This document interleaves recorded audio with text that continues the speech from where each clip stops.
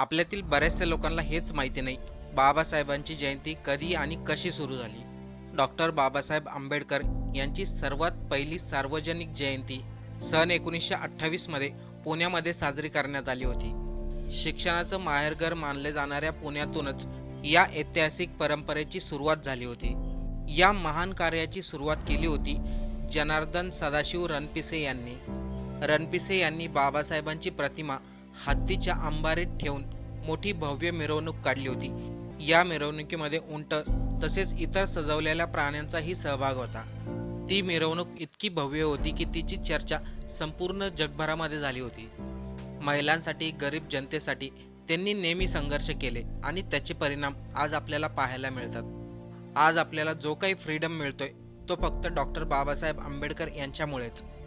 बाबासाहेबांची जयंती फक्त भारतामध्येच नाही तर जगभरातील विविध देशामध्ये मोठ्या उत्साहामध्ये आणि आनंदामध्ये साजरी केली जाते.